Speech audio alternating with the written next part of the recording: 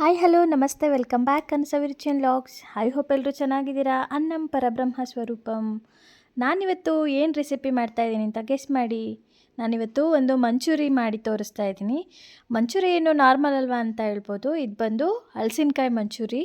ಹಲಸಿನಕಾಯಿನ piece ಮಾಡಿ ಅದನ್ನು use ಮಾಡಿಕೊಂಡು ನಾನು ಮಂಚೂರಿಯನ್ನು ಮಾಡ್ತಾಯಿದ್ದೀನಿ. ತುಂಬಾ ಟೇಸ್ಟಿಯಾಗಿರುತ್ತೆ. ಖಂಡಿತ ನಿಮಗೆ ಟೇಸ್ಟ್ ಇಷ್ಟ ಆಗುತ್ತೆ ಅಂತ ಅಂದ್ಕೊಂಡಿದ್ದೀನಿ. ಡಿಫ್ರೆಂಟಾಗಿ ಕೂಡ ಇರುತ್ತೆ. ನೀವು ಒಂದ್ಸಲ ಇದೇ ಸೀಸನಲ್ಲಿ ಮಿಸ್ ಮಾಡದೆ ಟ್ರೈ ಮಾಡಿ. ಹೇಗಿತ್ತು ಅಂತ ಮರೀದೆ ತಿಳಿಸಿ. ಬನ್ನಿ ಯಾವ ರೀತಿ ಮಾಡೋದು ಅಂತ ನೋಡೋಣ. ತಡ ಏನಕ್ಕೆ ನೋಡಿ, ನಾನು ಒಂದು ಪಾತ್ರೆಯಲ್ಲಿ ನೀರನ್ನು ಇಟ್ಕೊಂಡಿದ್ದೀನಿ. ಹಲಸಿನಕಾಯನ್ನು ಈ ರೀತಿ ಪೀಸ್ ಮಾಡಿ ನೀಟಾಗಿ ವಾಶ್ ಮಾಡಿ ಉಪ್ಪು, ಅರಿಶಿಣ ಮತ್ತು ಸ್ವಲ್ಪ ಆಯಿಲನ್ನು ಸೇರಿಸ್ಕೊಂಡು ಮುಕ್ಕಾಲಷ್ಟು ಬೇಯಿಸ್ಕೋಬೇಕು ಇದನ್ನು. ಏಕೆಂದರೆ ಆಯಿಲಲ್ಲಿ ಫುಲ್ ಬೇಯೋದಿಲ್ಲ. ಸೊ ಹಾಗಾಗಿ ಮುಕ್ಕಾಲು ಬೇಯಿಸ್ಕೊಂಡ್ರೆ ಸಾಕಾಗುತ್ತೆ. ಮತ್ತು ಕಾಲು ಭಾಗ ಉಳಿದಿದ್ದು ಡೀಪ್ ಫ್ರೈಯಲ್ಲಿ ಬೇಯುತ್ತೆ. ಸೊ ಇದನ್ನು ಬೇಯಿಸ್ಕೊಳ್ಳೋಣ. ನೋಡಿ ಆಗಿದೆ ಇದು. ಇದನ್ನು ತೆಗೆದಿಟ್ಕೊಂಡಿದ್ದೀನಿ ಬೇಯಿಸಾದ್ಮೇಲೆ. ಮತ್ತು ನಾನಿಲ್ಲಿ ಒಂದು ಬೌಲ್ ತೊಗೊಂಡೋದಕ್ಕೆ ಮೈದಾ ಹಿಟ್ಟು, ಸ್ವಲ್ಪ ಅಕ್ಕಿ ಹಿಟ್ಟು, ಜೊತೆಗೆ ಸ್ವಲ್ಪ ಕಾರ್ನ್ಫ್ಲೋರನ್ನು ತೊಗೊಂಡಿದ್ದೀನಿ.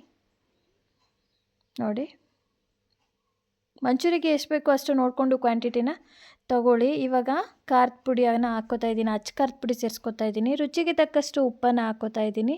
ಇದನ್ನು ಚೆನ್ನಾಗಿ ಮಿಕ್ಸ್ ಮಾಡ್ಕೊಳ್ಳೋಣ. ನಾನಿಲ್ಲಿ ಯಾವುದೇ ಫುಡ್ ಕಲರ್ ಆಗಲಿ ಏನು ಯೂಸ್ ಮಾಡ್ತಾ ಇಲ್ಲ. ಇವಾಗ ಬೇಯಿಸಿರೋ ಅಂಥ ಹಲಸಿನಕಾಯಿ ಪೀಸಸ್ ಏನಿದೆ ಅದನ್ನು ಕೂಡ ಸೇರಿಸ್ಕೊಂಡು ನೀಟಾಗಿ ಮಿಕ್ಸ್ ಮಾಡ್ಕೋತಾ ಇದ್ದೀನಿ. ಕೋಟಿಂಗ್ ತುಂಬ ಚೆನ್ನಾಗಿ ಬರಬೇಕು. ಇದು ಸ್ವಲ್ಪ ಸ್ವಲ್ಪನೇ ನೀರು ಹಾಕ್ಕೊಂಡು, ನೀರು ಜಾಸ್ತಿ ಹಾಕ್ಕೋಬಾರ್ದು, ಸ್ವಲ್ಪ ಸ್ವಲ್ಪನೇ ಹಾಕ್ಕೊಂಡು ಈ ರೀತಿ ಕಲಿಸ್ಕೊಳ್ಳೋಣ.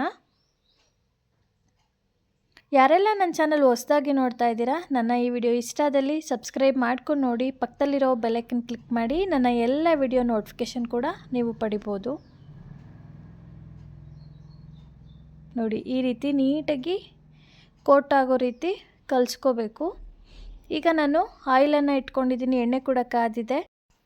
ಡೀಪ್ ಫ್ರೈ ಮಾಡ್ಕೋತಾ ಇದ್ದೀನಿ. ಮೀಡಿಯಮ್ ಫ್ಲೇಮಲ್ಲಿ ಫ್ರೈ ಮಾಡ್ಕೋಬೇಕು. ನಾವು ಮಂಚೂರಿಯನ್ನು ಹಾಕೋವಾಗ ಲೋ ಫ್ಲೇಮಲ್ಲಿ ಇಟ್ಕೋಬೇಕು. ಆಮೇಲೆ ನಾವು ಮೀಡಿಯಮ್ ಫ್ಲೇಮಲ್ಲಿ ಫ್ರೈ ಮಾಡ್ಕೋಬೇಕು. ನಾನಿಲ್ಲಿ ಯಾವುದೇ ಕಲರ್ ಯೂಸ್ ಮಾಡಿಲ್ಲ. ಸೊ ಅದು ನ್ಯಾಚುರಲಾಗಿ ಏನು ಕಲರ್ ಇದೆ, ಅಚ್ಚ ಖಾರದ ಪೌಡರ್ದು ಕಲರೇ ತುಂಬ ಚೆನ್ನಾಗಿ ಬಂದಿದೆ. ನೋಡಿ, ಈ ರೀತಿ ಎಲ್ಲ ಪೀಸಸ್ನು ಫ್ರೈ ಮಾಡ್ಕೊಂಡಿದ್ದೀನಿ. ಇವಾಗ ಮಸಾಲ ರೆಡಿ ಮಾಡ್ಕೊಳ್ಳೋಣ. ಇದಕ್ಕೆ ಬರೀದು ಕೂಡ ತುಂಬ ಚೆನ್ನಾಗಿತ್ತು ತಿನ್ನೋದಕ್ಕೆ. ನಾನು ಸ್ವಲ್ಪ ಡ್ರೈ ಗೋಬಿ ಕೂಡ ಎತ್ತಿಟ್ಕೊಂಡಿದ್ದೆ. ನೋಡಿ, ಇವಾಗ ನಾನು ಮಸಾಲಾಗೆ ರೆಡಿ ಮಾಡ್ಕೊತಾ ಇದ್ದೀನಿ. ಒಂದು ಪ್ಯಾನ್ಗೆ ಎಣ್ಣೆಯನ್ನು ಹಾಕಿ ಕಟ್ ಮಾಡಿರೋಂಥ ಶುಂಠಿಯನ್ನು ಸೇರಿಸ್ಕೊತಾ ಇದ್ದೀನಿ. ಹಾಗೆಯೇ ಸಣ್ಣದಾಗಿ ಕಟ್ ಮಾಡಿರೋಂಥ ಬೆಳ್ಳುಳ್ಳಿಯನ್ನು ಸೇರಿಸ್ಕೊತಾ ಇದ್ದೀನಿ. ಇದು ಒಳ್ಳೆ ಫ್ಲೇವರನ್ನು ಕೊಡುತ್ತೆ. ಜೊತೆಗೆ ಹಸಿಮೆಣಸಿನ್ಕಾಯಿನ ಕಟ್ ಮಾಡಿ ಹಾಕ್ಕೋತಾ ಇದ್ದೀನಿ. ಇದನ್ನು ಒಂದು 30 ಸೆಕೆಂಡ್ಸ್ ಹಾಗೆ ಫ್ರೈ ಮಾಡ್ಕೊಳ್ಳೋಣ. ಇವಾಗ ಸಣ್ಣದಾಗಿ ಕಟ್ ಮಾಡಿರೋಂಥ ಈರುಳ್ಳಿಯನ್ನು ಹಾಕ್ಕೋತಾ ಇದ್ದೀನಿ. ಇದನ್ನು ಅಷ್ಟೇ ಚೆನ್ನಾಗಿ ಫ್ರೈ ಮಾಡ್ಕೊಳ್ಳೋಣ. ಈರುಳ್ಳಿ ಜಾಸ್ತಿ ಫ್ರೈ ಮಾಡ್ಕೊಳ್ಳೋ ನೆಸೆಸಿಟಿ ಇರೋದಿಲ್ಲ. ಸ್ವಲ್ಪ ಕ್ರಂಚಿಯಾಗಿದ್ರೇ ಚೆನ್ನಾಗಿರುತ್ತೆ. ನಾನಿಲ್ಲಿ ಕೊಬ್ಬರಿ ಎಣ್ಣೆ ಯೂಸ್ ಮಾಡ್ತಾ ಇರೋದ್ರಿಂದ ಅದು ಸ್ವಲ್ಪ ಟೈಮ್ ತೊಗೊಳುತ್ತೆ. ಯಾವುದೇ ಆಗಲಿ ಫ್ರೈಯಿಂಗಿಗೆ ಸ್ವಲ್ಪ ಕೊಬ್ಬರಿ ಎಣ್ಣೆನ ಯೂಸ್ ಮಾಡಿದಾಗ ಎಕ್ಸ್ಟ್ರಾ ಟೈಮ್ ತೊಗೊಳುತ್ತೆ. ಇಲ್ಲಿ ನಾನು ಸಾಲ್ಟನ್ನು ಹಾಕ್ತಾಯಿದ್ದೀನಿ ರುಚಿಗೆ ತಕ್ಕಷ್ಟು. ಮಿಕ್ಸ್ ಮಾಡ್ಕೊಳ್ಳೋಣ ಚೆನ್ನಾಗಿ.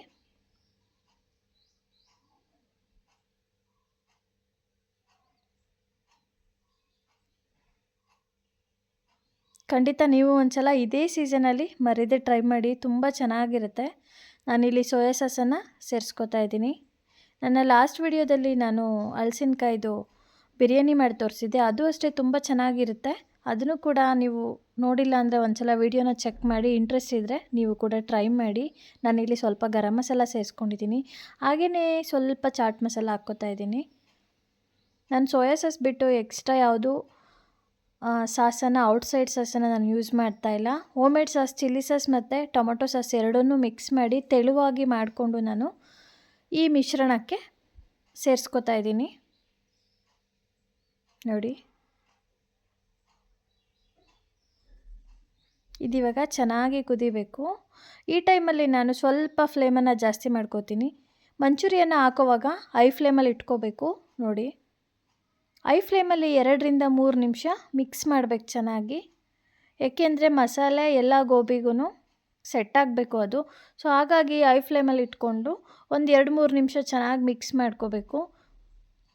ಆನಿಯನ್ ಸ್ಪ್ರಿಂಗ್ ಇದ್ದರೆ ನಾವು ಯೂಸ್ ಮಾಡ್ಕೋಬೋದು. ಜೊತೆಗೆ ಸಣ್ಣದಾಗಿ ಕಟ್ ಮಾಡಿ ಕೊತ್ತಂಬರಿಯನ್ನು ಸೇರಿಸ್ಕೊಂಡ್ರೆ ಯಮ್ಮಿ ಆದಂತಹ ಹಲಸಿನಕಾಯಿ ಮಂಚೂರಿ ಫಟ್ ಅಂತ ರೆಡಿ ಆಗುತ್ತೆ. ನಾವು ಹೂಕೋಸನ್ನು ಹೊರಗಡೆಯಿಂದ ತಂದು ಮಾಡ್ಕೊಂಡು ತಿಂತೀವಿ, ಬಟ್ ಹೂಕೋಸಲ್ಲಿ ಸಾಕಷ್ಟು ಹುಳ ಇರುತ್ತೆ. ಆ ಹುಳ ಬರಬಾರ್ದು ಅಂತ ಹೂಕೋಸು ಬರೋವರೆಗೂ ಕೂಡ ಅವರು ದಟ್ ಮೀನ್ಸ್ ಹೂಕೋಸು ಅದು ಏನು ಪ್ರೊಸೀಜರ್ ಇರುತ್ತೆ ಬೆಳವಣಿಗೆದು, ಅಲ್ಲಿವರೆಗೂ ಕೂಡ ಅವರು ಕೆಮಿಕಲ್ನ ಸ್ಪ್ರೇ ಮಾಡಿ ಬೆಳೆಸ್ತಾ ಇರ್ತಾರೆ. ಸೊ ಸಾಧ್ಯವಾದಷ್ಟು ಹೂಕೋಸನ್ನು ಅವಾಯ್ಡ್ ಮಾಡಿ ಆಲೂ ಅಥವಾ ಈ ರೀತಿ ಪನ್ನೀರ್, ಮಶ್ರೂಮ್, ಈ ರೀತಿ ಹಲಸಿನಕಾಯಿ ಈ ಥರದನ್ನು ಸಾಧ್ಯವಾದಷ್ಟು ಟ್ರೈ ಮಾಡಿ ಅಂತ ಹೇಳ್ತೀನಿ. ಆರೋಗ್ಯಕ್ಕೆ ಈ ಥರ ಮಾಡ್ಕೊಂಡು ತಿನ್ನೋದು ತುಂಬ ಒಳ್ಳೆಯದು. ಹೊರಗಡೆ ಫುಡ್ಡಿಗಿಂತ ಮನೆ ಫುಡ್ನ ಜಾಸ್ತಿ ಪ್ರಿಫರ್ ಮಾಡಿ ಮಕ್ಕಳಿಗೆ. ಈ ವಿಡಿಯೋ ನಿಮಗೆ ಇಷ್ಟ ಆಗಿದೆ ಅಂತ ನಾನು ಅನ್ಕೋತೀನಿ. ಇಷ್ಟ ಆಗಿದರೆ ಕಮೆಂಟಲ್ಲಿ ಹೇಗಿತ್ತು ಅಂತ ತಿಳಿಸಿ. Thank you. Take care. Bye.